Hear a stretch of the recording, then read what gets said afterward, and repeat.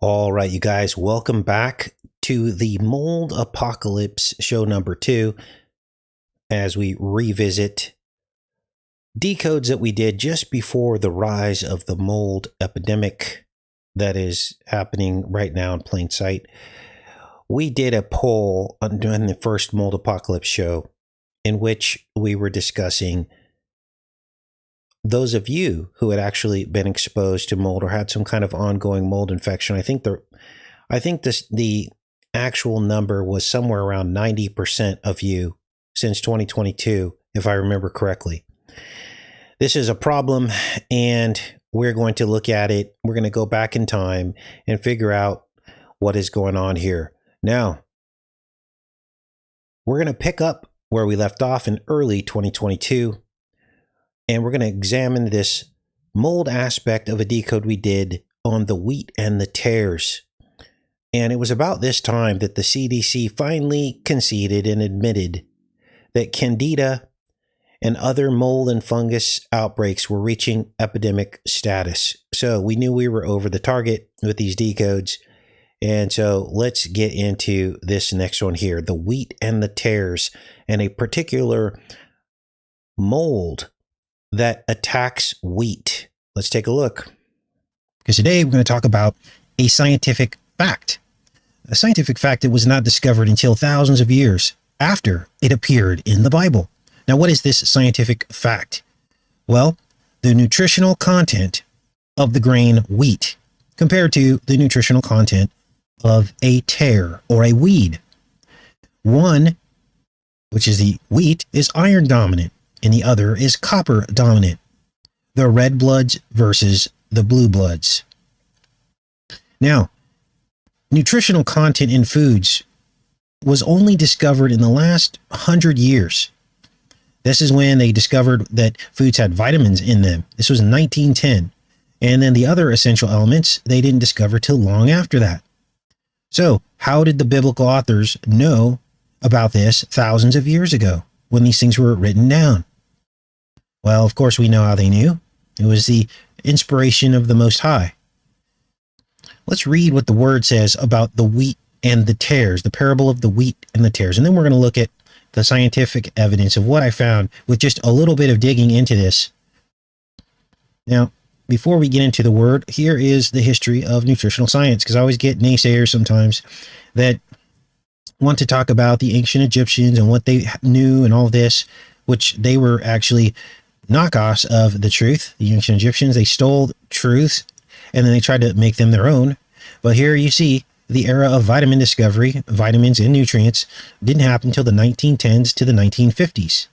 Now I'll put links to all this in the pinned comment so you guys can see this for yourself and see what is going on with the wheats and the tares. Now let's get back to the parable of the wheat and the tares and read about this, the parable of the sower. It says here, "Hear ye therefore the parable of the sower.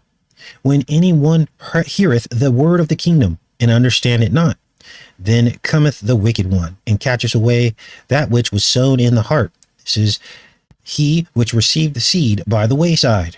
But he that received the seed into stony places, the same is he that heareth the word, and anon with joy receiveth it. Yet hath he not root himself, but dureth for a while. For when tribulation or persecution ariseth because of the word, by and by he is offended."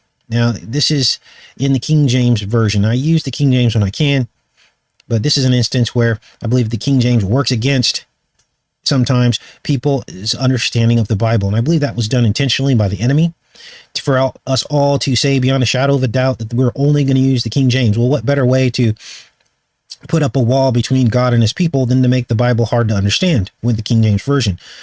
You have to read between the lines with this stuff, and sometimes it's okay to use other versions as long as the meaning, the root meaning of the verse is not lost. And it's up to you to do your due diligence through concordance to make sure that the meaning is not lost by switching versions. Now, let's keep reading here. "Yet hath he not root in himself, but dureth for a while. For when tribulation or persecution ariseth because of the word, by and by he is offended. He also that received seed among the thorns is he that heareth the word, and the care of this world and the deceitfulness of riches choke the word and becometh unfruitful. But he that receives seed into the good ground is he that heareth the word and understand it, which is also beareth fruit and bringeth forth, some is 100-fold, some 60, some 30. Another parable put he forth unto him, saying, the kingdom of heaven is likened unto a man which sowed good seed in his field. So this is the parable that we're going to focus on here. But while men slept, his enemy came and sowed tares among the wheat and went away. But when the blade was sprung up and brought forth fruit, then appeared the tares also. So the servants of the householder came and said unto him, Sir, did not thou sow good seed in the field? From whence then hath it tares? So he's like, where did these tares come from? Didn't you sow good seed? He said unto them, an enemy hath done this. The servants said unto him, wilt thou then go and gather them up? Now understand that this sowing in of the enemy happened at the very beginning in the garden. This is what it's really talking about. Not to say that, people can't be saved if they're of the tares, but in essence, you have to come to Jesus to be saved. All of us do, but Jesus came to give a chance to all, as long as you repent, believe in him, and follow the rest of the gospel, right? So here, this person is talking to him about, what happens with, with these tares growing up amongst the wheat. And he said to him, lest while ye gather up the tares, you'll root up also the wheat with them. So you can't pull the tares up yet because they're mixed in with the wheat. Now, I believe this is what the Bible is really saying here, is that this is a bloodline thing, that the human race has been corrupted by this bloodline. And this is why Jesus had to come, because this was a blood issue. That's why Jesus had to give his blood in order to save us. Let's keep watching here. Let both grow together until the harvest, and in the time of harvest, I will say to the reapers, gather ye together first the tares, and bind them in bundles and burn them, but gather the wheat into my barn. So there is the wheat and the tares. Now let's dig deeper, because I have a side of my mind that I like to see other additional proof. In other words, confirmations, not proof, is probably a bad word, but confirmations of the things of the Bible. Because it would make sense, right? The Bible was built out of the same reality that we live in now. So why wouldn't there be scientific proofs that support the Bible that we could then use to counter the enemy and his accusations and his attacks, right? And make sure you guys are with me, and then we'll get in, because we all know, let's see, where's it here? Oh, here it is.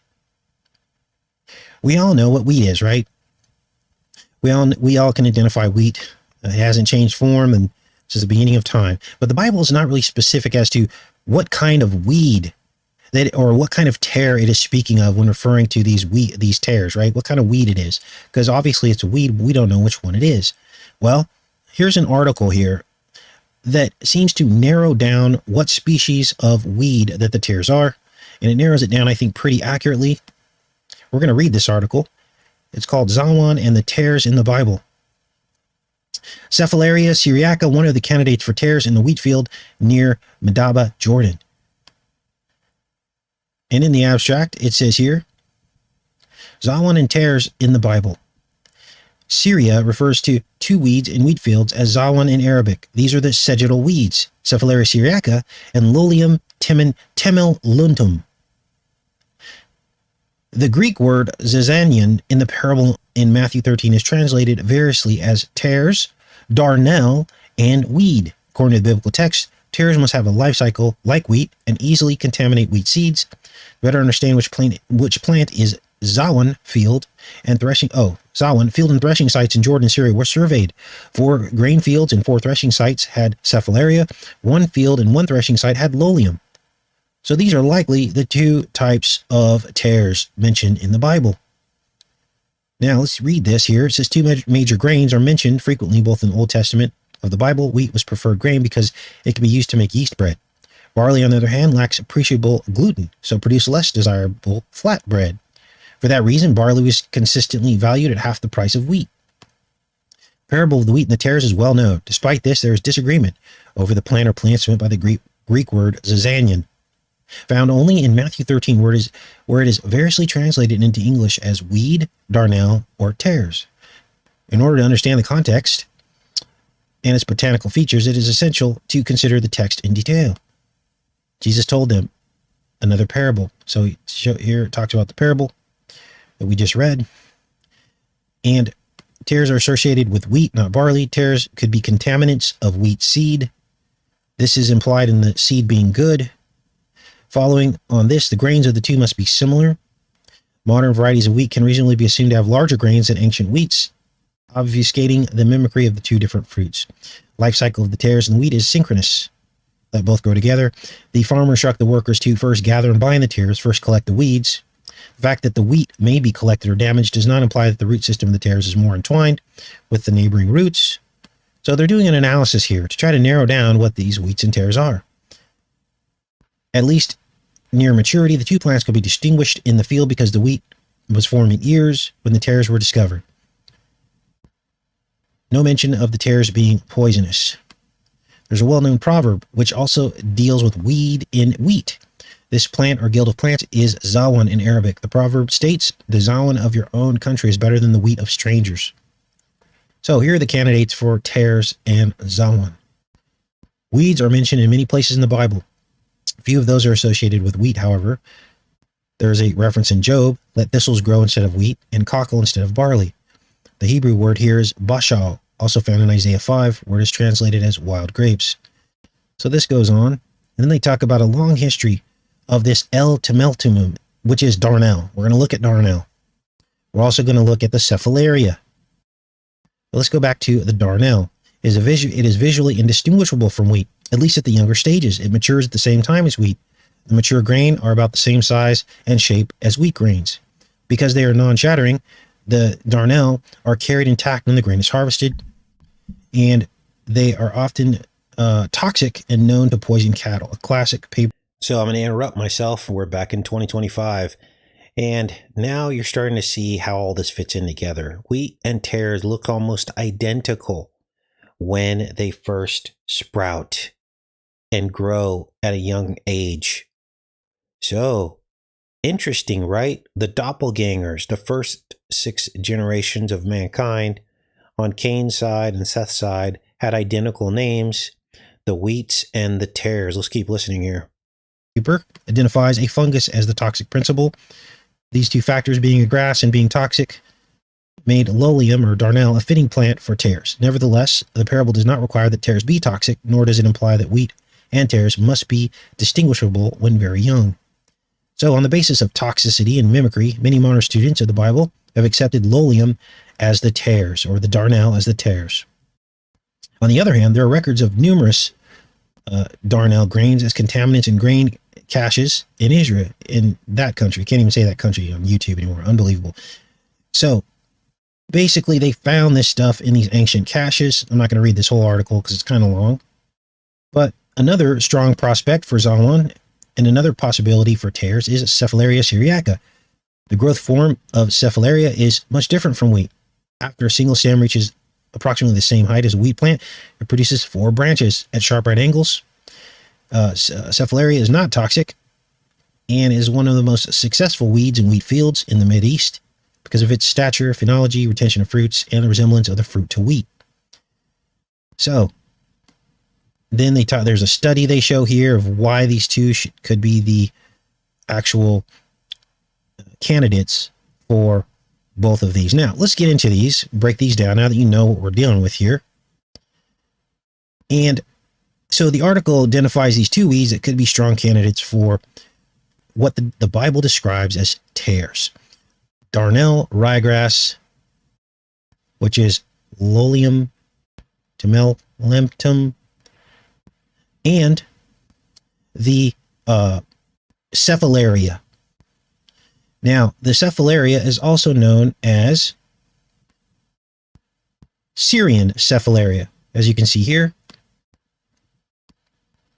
And so I found the nutritional content of both of these weeds compared to wheat. And here is what I found. We're going to start with the Darnel ryegrass tare, and we're going to compare that to wheat.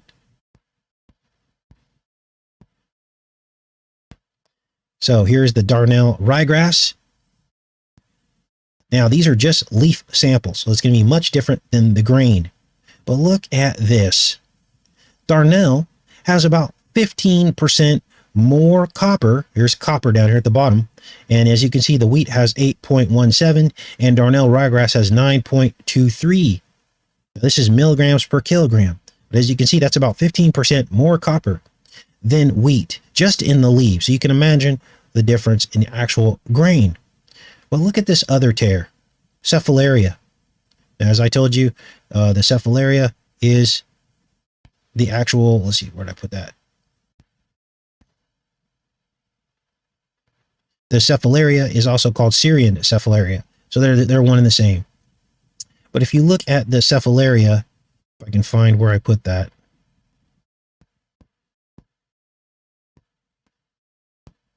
the control group actually shows a much higher content. I think this is it here.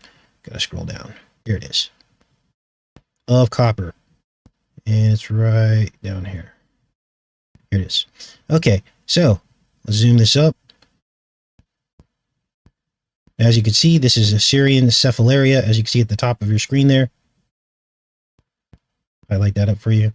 And the control group down here has no, what's the word I'm looking for? Fertilizer in it. This is a fertilizer study. So the control group has no fertilizer. So we're looking at this line right here. And as you can see, they've got the copper in this column. Let's make this so you guys can see this. The copper in this column and iron in this column. But look at the copper content in the same measure, which is milligrams per kilogram. Almost triple the copper content in the cephalaria tear compared to wheat. Remember, wheat was 8.17, about 8, and the tear, which is the cephalaria, is 3 times that amount at 23. Triple the copper content. Now, what you're going to notice here is both have pretty high iron content. What we're looking for is the dominant mineral, okay? Because both the darnel and the cephalaria tears have a lot more iron than the wheat. But since both have toxic levels of copper in them, they could never be used as a food source, could they? Now, there is one animal that loves the weeds. What animal do you think that is? That would be goats. Goats actually love the high copper content. And in fact, here's one article from Hogger Farmyard. And they talk about pasture weeds as mineral sources for goats. They talk about copper deficiency in goats and that they can actually eat these types of tears. Unbelievable. Now, this one mentions a variety of weeds that they can eat. But I think in here they actually show the specific weed that we're looking at, that they're able to eat this particular weed. Let me scroll through this article here. Was it the darnel? Let's do a search on this page. Or was it the ryegrass? The potential for, these goats to eat in order to not have a short, a deficiency in this kind of thing. It says here, the copper concentrations found in ragweed, chicory, and Jerusalem artichoke are high sources of copper. Now, here's where things get very, very interesting. Because goats love the dominant copper in the weeds. But sheep cannot tolerate it. Now, we'll get into that in the sheep and copper and what it does to sheep. But first, I believe there's a third candidate. So we had the darnel, we had the cephalaria, but I think there's a third candidate for a possible tear. And it's not mentioned in the analysis that we just looked at, but I think this may be the one, and it is ragweed. It has the highest copper content of almost any weed. Now, they mention that in this article here. Let's take a look here. The highest concentrations are found in the ragweed, as it says right here. The highest concentrations of copper. And so this is a possible, possibility that this could be one of the weeds of the tares mentioned in the Bible. And ragweed does, in fact, appear in wheat fields. As you can see here, it says managing giant ragweed and maristal in wheat. Giant ragweed are examples of weeds that emerge in wheat. While they may sometimes interfere with wheat harvest, the greatest concern is their impact on double crop soybeans following wheat harvest. It's difficult to control. That's Marstall. That's difficult to control. So we see the two growing together. Now, this is also a problem. Gosh, I've got so many tabs pulled up. It's hard to like pinpoint the tab I'm trying to get to. This is also a problem with in this country. I can't say the country, but here you go. You have the country. They grow a lot of wheat there, which would be like the Holy Land, which is probably where the parable originated, because that's where Jesus was when he told the parable, right? So it's a real problem. Let's keep going with this. Now, where are we at? There we go. Okay. So this is a problem in the Mideast, and ragweed, interestingly, also goes by another name. Ambrosia is what ragweed is called. Now, we all have heard that before because it's the name also given as the drink of the gods. Yes, ambrosia is the drink of the gods. Why would the drink of the gods also be named the tare or the ragweed? This is why I think ragweed could be the biblical tare as well, a third candidate. Now that we've talked about copper in the weeds, what about iron? What about iron? Well, iron, of course, is the main component in human blood, right? Iron-based blood, hemoglobin. And we know that copper is the major component in blue blood, hemocyanin. Two are very different. Well, in wheat, according to Wikipedia, iron content in wheat gets you about 25% of the recommended daily value. It's between 17 and 25%, depending on the strain, which is about 3 to 5 milligrams per 100 milligrams. So, as you can see here, the wheat or the wheat is iron dominant. In other words, you can eat a lot more wheat without getting a copper deficiency, because both the wheat and the tares have iron, but the wheat is far less toxic in terms of the copper. We call it the copper to iron ratio is much better in the wheat. Okay, so this is the wheat nutritional value. So now we're starting to see things shape up, right? The enmity between the seeds. Why would God call it seeds? Because this is all about plants. Why not call it an enmity between the bloodlines? Why wasn't that the first prophecy in the Bible? Right? Here's another study showing the iron content in wheat, and they say it's from 2.90 to 5 milligrams per 100 grams. Just to give you another backup source. Some people don't like it when I use Wikipedia. Now, what else is going on here where we could further shake this out and support this with, factual evidence? Well, copper directly affects iron uptake. In other words, copper is at enmity with iron. It competes with iron. Let's read this. This is out of ProMix.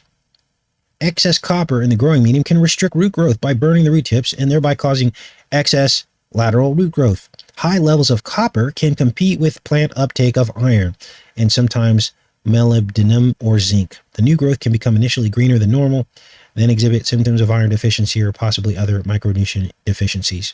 So, copper is at enmity with iron. The two bloodlines are at enmity with one another. Now, we've all heard the parable of the sheep and the goats, haven't we? And apparently, sheep are very sensitive to copper. Toxic wasting disorders in sheep. Let's find this here. Sheep are very limited in their ability to excrete copper. Indeed, sheep tend to accumulate copper in the liver a long time, thus being extraordinarily susceptible to chronic copper intoxication. You guys, this is game changing. Because when's the last time you went to a sermon and heard the reason why sheep and goats were used in the parables? And this is why you can't just stop at what's in the Bible. It's okay to compare it to real life. Why are the churches not allowing us to do that? Why do they frown on people who want to see the additional connections? It's because they've been taken over by the enemy. That is not the true church. The true church does not shy away from factual evidence, does not run and hide from the contemporary timeline. We embrace it because we know that the Bible is true and real, and it's just sitting there waiting for the connections to be made. Now let's keep reading about this, because sheep can actually get toxicity to copper many different ways. Let me make sure you guys are with me as we keep going. I think we are.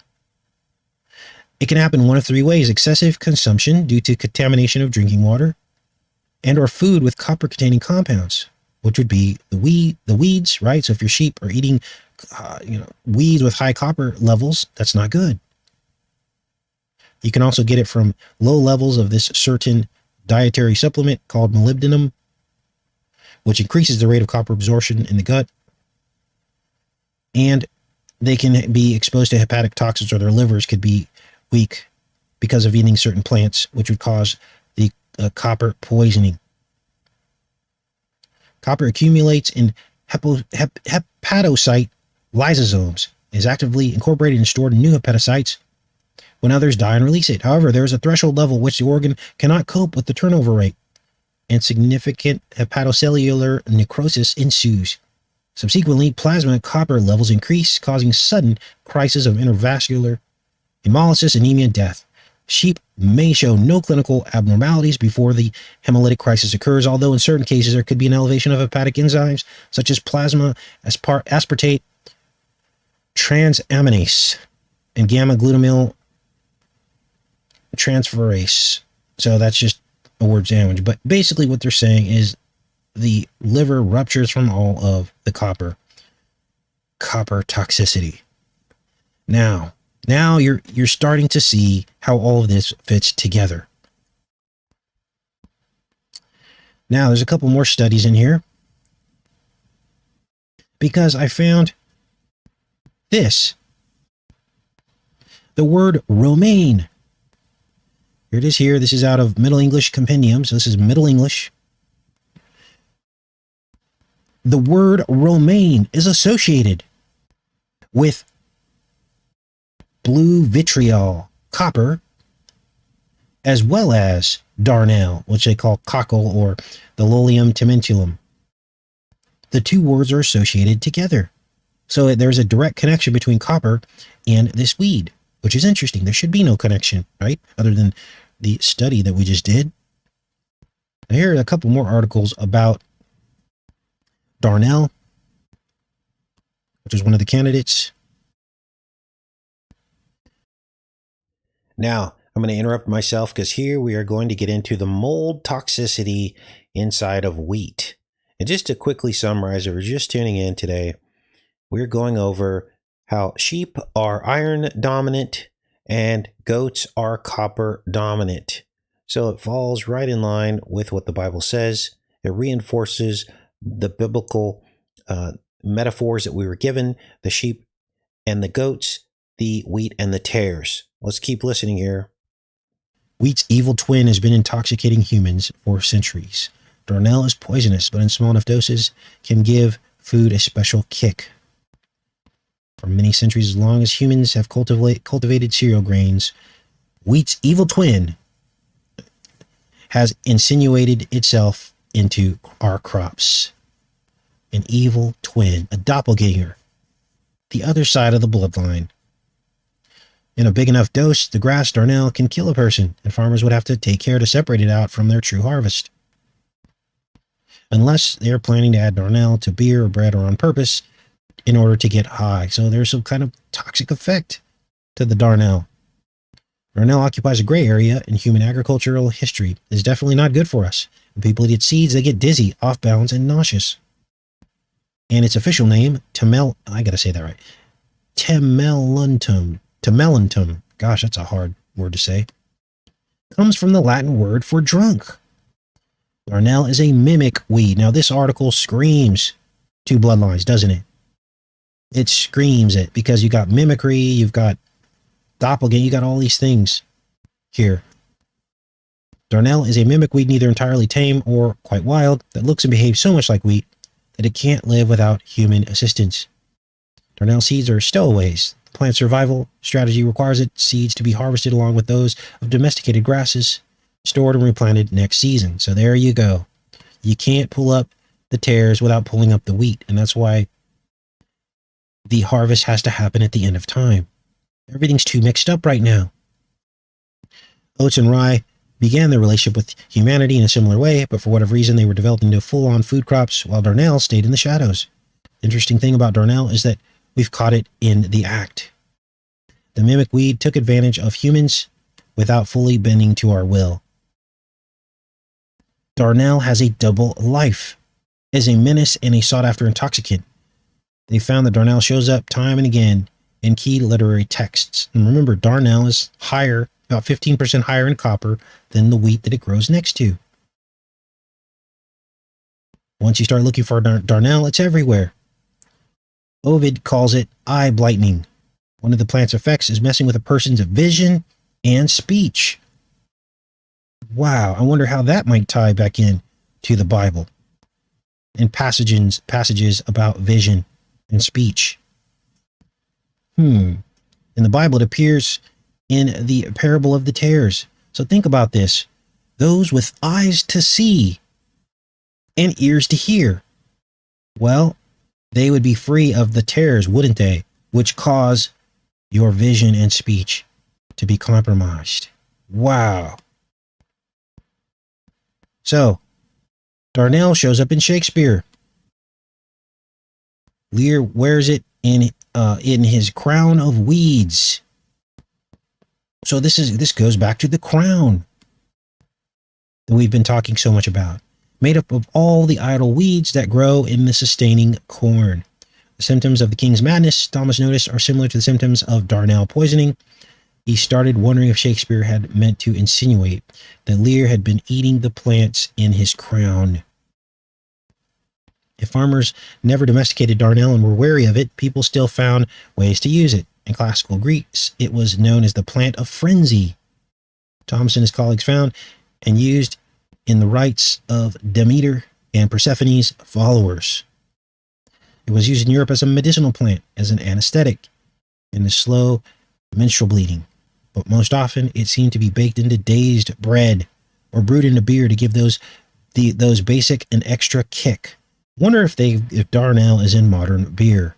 That's a good question, right? Maybe somebody can look that up while we're doing the show here and put that into the chat. Does it exist in modern beer? Let's keep reading here, because this is interesting. It's possible to say how often people used darnel purposefully for its mind-altering properties, and how often darnel snuck in, unannounced and unwanted. In his book Bread of Dreams, the Italian scholar Piero argued that European peasantry lived in a state of semi-permanent hallucination from bread adulterated with more malign grains, which they may have sought as an escape from daily life. Certainly, people seem to know what darnel did and how to use it. It's interesting because here they are talking about these seeds, right? And then the very next parable in the Bible, after the parable of the wheat and the tares, is the parable of the mustard seed, isn't it? There are sporadic reports of it being out and out cultivated with the express purpose of energizing beer in particular. We had a correspondent on the Isle of Man tell us that it was quite openly cultivated there for this purpose. Darnel was grown for its intoxicating properties, though. It likely would have been somewhat analogous to cannabis today. Planted, gathered, and processed under the cover of more acceptable crops or kept secret. Wow. I would love to try it, says Thomas. I have a friend who has a mill. We've discussed the possibility of trying it and seeing what happens. Now, even in doing the show, I'm sure there's some people that are going to run out and try to get high on darnel. But after what we've read today, is that something you really want to try and do when it's been associated with the tares? I don't think so. Maybe that's why the Bible tells us to be sober. Darnel still manages to hide among crops in North Africa and parts of Asia. One study found it made up of almost 10% of wheat harvests in Ethiopia. Wow, but modern agricultural techniques have eliminated darnel from crops in Europe. When Thomas looked recently, he could only find 6 instances of darnel growing in the British Isles since 2000. So that's that first article. And again, I'll link that because I know many of you will be interested in that and other articles. Here's one last one that I wanted to show you guys. And then I'll be back in the chat. But this is encyclopedia.com, and it talks about the tares. And here it confirms the darnel, Lolium temellatum weed, which grows among grain, particularly wheat. The grains resemble those of wheat, so it is very difficult to separate them by sifting. As a result, they are sown together with the wheat and grown with it in the field. Wow, sounds exactly like the parable, doesn't it? Darnel flour is poisonous and gives a bitter taste to bread in which it is mixed. The tares do no harm to birds, especially to doves. That's interesting. The doves versus the crows. Remember that? When Noah released the dove and the crow, that was about the two bloodlines. Maybe the darnel not harming the doves is spiritual. Maybe that's all about once you enter into the spirit, because that's what the dove represented. Maybe that's what this means. That you are no longer harmed by these things. Nobody would consciously sow tares in his field, hence the parable in the New Testament about the peasant who sowed good seed in his fields. His enemy came and sowed tares in the midst of the wheat. According to the halakha, wheat and tares do not constitute kilium with one another. And then they talk about the Talmud here. And that's about it. Let me go back into the chat here. That pretty much concludes the presentation. Yeah, I thought sure I mentioned ergo in here. Let's look it up. Because that is the actual fungus that grows in these plants. Let's read about it. Ergo fungi refers to a group of fungi. The most prominent member of the group is Claviceps purpureae, rye ergo fungus. It grows on rye and related plants and produces alkaloids that cause ergotism in humans and other mammals who consume grains contaminated with its fruiting structure. It's included in about 50 known species. There are 50 known species. Economically significant species include those. Let's see. Let's go down through there. So this is what causes these hallucinations and things like this. It is absolutely something that kind of ties into all this. The ergo contains high concentrations of the alkaloid ergotamine, complex molecule consisting of tripeptide derived blah blah blah. Severe pathological syndromes affecting humans or other animals that have ingested plant material containing ergo alkaloid. The Hospital Brothers of St. Anthony, an order of monks established in 1095, specialized in treating ergotism victims with balms containing tranquilizing and circulating stimulating plant extracts. The common name for ergotism is St. Anthony's fire. Wow. There are two types of ergotism. The first is characterized by muscle spasms, fever, and hallucinations, and the victims may appear dazed, unable to speak, become manic, or have other forms of paralysis or tremors, and suffer from hallucinations and other distorted perceptions. This is caused by serotonergic stimulation of the central nervous system by some of the alkaloids. The second type of ergotism is marked by violent burning, absent peripheral pulses, and shooting pain of the poorly vascularized distal organs such as the fingers and toes, and are caused by effects of ergo alkaloids on the vascular system due to vasoconstriction, sometimes leading to gangrene and loss of limbs due to severely restricted blood circulation. So They knew about this in the Middle Ages, and this falls in line exactly with what we're talking about because it is a fungus that affects the wheat and the tares, the sheep and the goats. So this is pretty interesting. Now, I'm going to put a link to that, but we're also going to quickly hop over into this next decode that we did. Let's go to this one here. And this one is about moldy weed. So that's interesting. Let's take a look here. Let me find the story. We'll get through a couple more of these before we end the show today. Let's see. Moldy weed.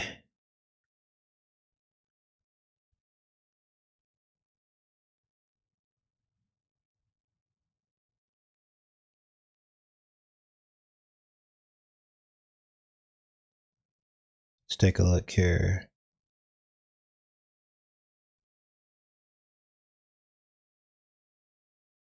Now, this was probably, I want to say 2022, 2023. Some of the cannabis dispensaries were actually talking about infestation of mold. So I think here's the story here.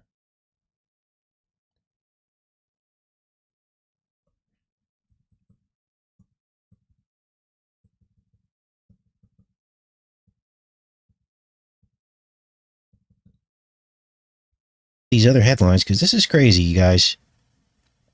For those of you that have been following the channel on the daily, then you know we've been talking a lot about mold for about probably a month now.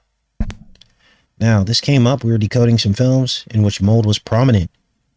And then all of a sudden, lo and behold, this was just a few days ago, all of a sudden there's this debate about mold in the green weed. Should Connecticut change mold and yeast levels in the green weed? Now, I'm saying that differently because I don't know how YouTube feels about talking about this subject. But look at this. Now, Connecticut is apparently having this debate about what level of mold and fungus is safe in the greeny weed. And one of you actually sent me this story. Now, I shared with you during past decodes that spiritually, mold seems to be beginning to infect our reality, and that it can also manifest in the physical. And these kind of stories popping up is one example. And we've seen all this programming that suggests that mold is some kind of bioweapon, possibly, that they can deploy through a number of mechanisms. And I don't know what the end result is that they want for this, but it could have something to do with reducing the population, or causing misery, or enriching the pharmaceutical industrial complex when people need to go in and try to find out what's wrong with them. Some people even believe that cancer is a type of mold. Here's what we do know. Mold happens in the human body when the immune system is suppressed or compromised. This is when it begins to take over. And I can think of a lot of different ways that the controllers are suppressing our immune systems in ways that we can't talk about, but we all know what we're talking about, right? Let's read what they have to say about this debate on mold levels in grainy weed. Now, many of you that are a part of this culture and possibly even grow this, understand that in some climates, you got to get this plant off of the stalk pretty quickly when it starts to mature, because what happens is mold can grow. And I've heard stories of entire crops being lost, or not having enough people to process all of it at one time, and a lot of it needing to be thrown in the trash or burned. We're talking tens of thousands of dollars worth of the greeny weed. So let's read this. It says, as the state considers whether to adjust the required mold and yeast levels in medical greeny weed products, patients and others remain concerned about the proposed change and are calling for stricter testing standards. So this is a thing, you guys. The mold is starting to infest the greeny weed. The public comment period ended last week on the State Department of Consumer Protection's proposed changes, which would set the total limit at 100,000 colony-forming units per gram, and wouldn't allow any detectable levels of harmful breeds of mold in the Aspergillus family. As Connecticut prepares to launch its recreational greeny weed program, the change would mean increasing the levels for one lab, while the other facilities would need to lower its amount after gaining state approval last year for more mold and yeast in its products. While the medical and recreational programs have separate sets of regulations, testing standard changes will be reflected in both programs. The proposal came in December after medical greening weed patients complained about the state approving a request for Algorithmns Labs last year to raise its limits from 10,000 units per gram to 1 million. So this is interesting. They're trying to raise the level of acceptable mold in the greenie weed. What does that tell you? It tells you that it's becoming more prevalent. So this is amazing. This is supernatural that God revealed this to us when he did. That this is on the rise. The approval occurred via email and patients weren't notified of the change. Of course not. They don't want to raise any alarms. State officials and Algorithmns director have said the aspergillus requirement makes the product safer. What? The other lab, Northeast Laboratories, left its limit at 10,000 units per gram. Some of Connecticut's 54,000 medical greening weed patients have expressed concerns over transparency and the safety of the products after learning the state approved the change for Algorithmns Labs. At least 2 medical greening weed patients who submitted public comments said that they have mold allergies. Whoa. Third, who didn't mention an allergy, wrote about getting sick from the products. So people are getting poisoned, basically. This is medicine. It should have strict standards, and companies producing it need to be held to those standards. One comment read, I'm deeply concerned for my health due to the recent update to the mold limits that was behind closed doors. Others expressed concerns about transparency and communication regarding the State Department. I think CT, DCP, and CT-MMP really need to improve communication with producers, dispensaries, and patients. One comment read. So, this is interesting. Now, we're going to keep our eyes peeled because I believe that there will be more and more of these types of stories based on our research of mold infesting things. People, homes, plants, medicines, you name it. Now, if you think we're just making all this up, understand that a mold bioweapon was produced way back when, and it was called the yellow rain. It was a mycotoxin, and here it is here. It's called T2 mycotoxin, and this was used in war. Let's look at the history of this. A disease which was caused by the mycotoxin killed thousands of USSR citizens in the Orenburg district in the 1940s. It was reported the mortality rate was 10% of the entire population. Wow. Contaminated food. And I guess this was in World War 1970s. Then, in 1981, the United States Secretary of State Alexander Haig and its successor George Shultz accused the Soviet Union of using the same mold mycotoxin as a chemical weapon known as yellow rain in Laos. Now, the Russians fired back and blamed the U.S. of doing the exact same thing. They call this a U.S. chemical weapons expert calls it yellow rain. So this is real. Different molds and funguses used as a weapon is a very, very real. There's several other stories here. I'm not going to read through all these. But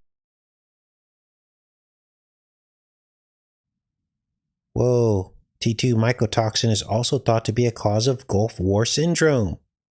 Wow. Let's keep reading.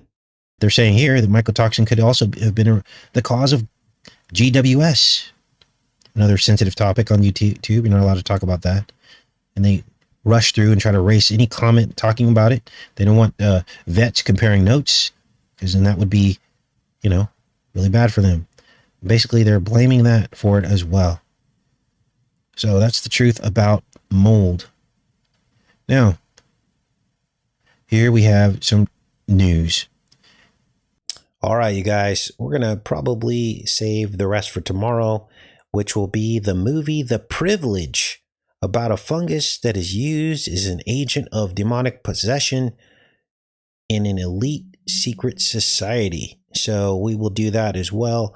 But I hope you got something out of this show today, helping you to understand the rise of the mold epidemic. It is unreal how many of you have a mold infection or mold sensitivity.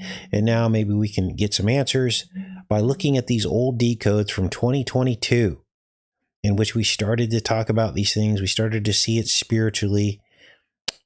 And so this was part 2 of the Mold Apocalypse series, revisiting these old decodes. I'm hoping this is going to be helpful for some people. So yes, they started to detect mold and fungus inside the cannabis. They tried to raise the acceptable levels so that these dispensaries could accept this, the cannabis with the increased levels of mold and fungus. That's weird. I've never in my life, until recent, the past 5 or 6 years, heard of mold and fungus being a problem with cannabis, but apparently it's a thing. And cannabis does go bad, apparently, if it's got too much of that in there. Now, you can imagine what happens if you smoke this and inhale it. This can cause some problems if you get the infection or the sensitivity in your lungs and sinuses and all these things. So, wow. All right, I'm in the chat for a little bit. Do you guys want to do any polls today before we pop off of here? Good morning. Yeah, Cheryl says, I don't trust government weed. Well, here's what happened when we legalized cannabis. All weed is government weed. It's all controlled by the government at every single step. And so that's the problem. And so here's some information about myself that you probably don't know. My daughter runs a prominent dispensary that does DoorDash. Okay. And every single month they have an audit by the government. The federal government literally comes in and every single bud has to be accounted for. She actually took me to the facility when I was in California. I got to see it. It's a huge facility. They have 25 drivers. The cars are out in the back of the lot, and the drivers go out in all the different territories all around Central California. And she was explaining to me how strict and how controlled by the government their entire business is. And to the point where even, the government even looks at, who's supplying the cannabis. It's tested regularly. Okay. So the government, all weed is already government weed. I mean, they're the ones that have their hands all over it. Now, they might not actually be growing it, but there are strict rules and guidelines and all these things on what it is. So we should have never let that happen. Cannabis should have been decriminalized, not legalized. And that way, natural farmers doing it the way they've done it for, hundreds of years or however, thousands of years, then you know where the source is, it's fresh, it's not tainted or controlled by the government. And to me, that would be the best way to go about it if you're a person that consumes. I do not consume, but if you're a person that does consume, that would have been the best way to do it. So, yeah, support your local craft farmers. Grow organic. All right. Anything else you guys want to talk about before we pop off of here? I hope this was helpful. Was this helpful today, you guys? Are you liking the Mold Apocalypse series?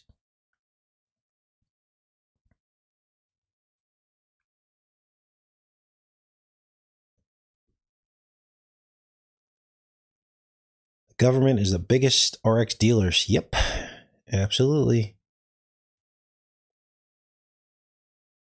You can grow your own in Kansas City, says Annie.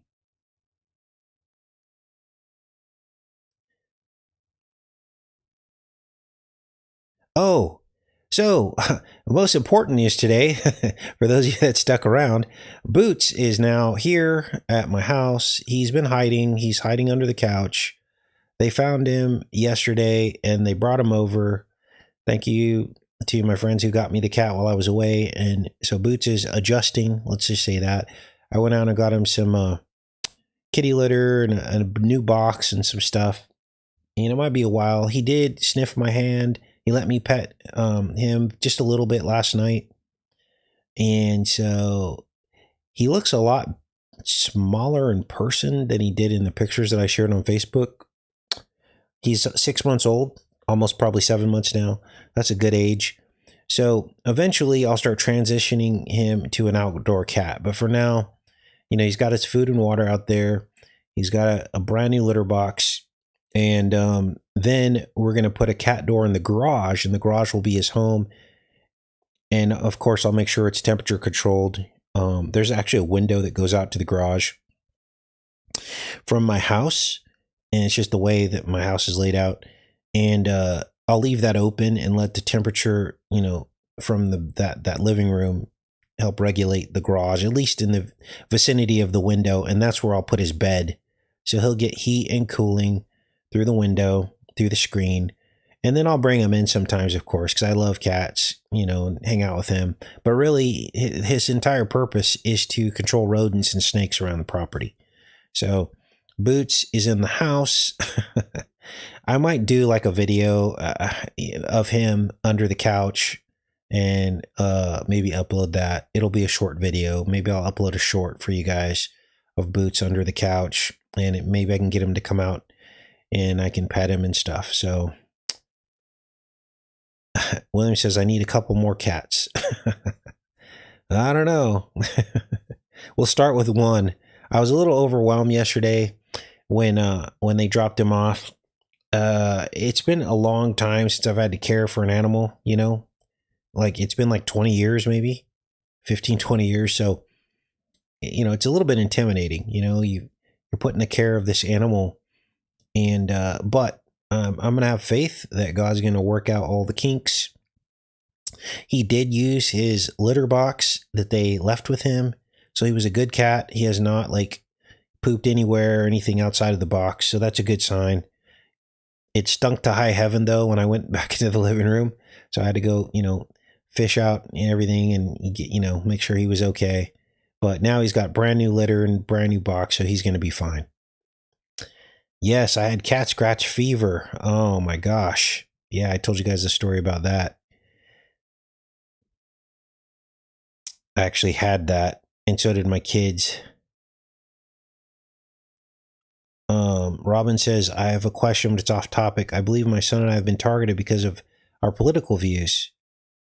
The DA is trying to charge my son with felony for middle school fight. What?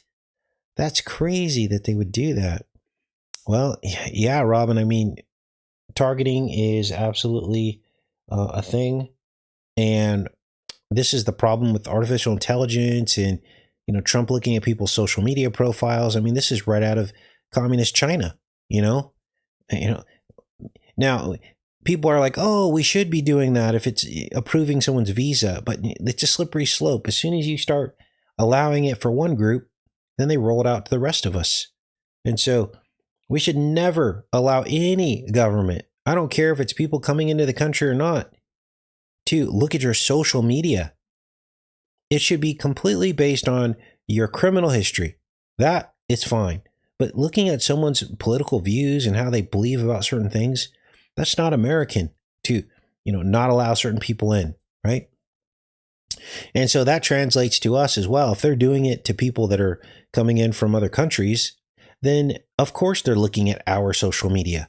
And I can imagine they're sending people out to target other people, right? Electronically gaslight you. And you might not even know it's happening until it's happening, right? So, yeah, I totally believe that. I've heard crazy stories. Now, the children in school are going through it. Like, they're literally profiling some of these children, and then they harass those children, expecting them to do something bad. I've heard stories like that as well from other people. So, baking soda sprinkle in litter box helps, says Sister G. Thanks. It's a great tip. I have a bunch of baking soda, so maybe I'll do that. So, put charcoal in your litter box to absorb the stink. Wow. A lot of you have children that have caught felony and charges. I'm sure they were probably simply defending themselves against aggression.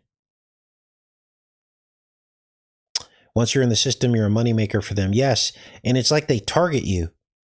They want you in their courts. They want you before the judge. They want you to pay for attorneys and everything else.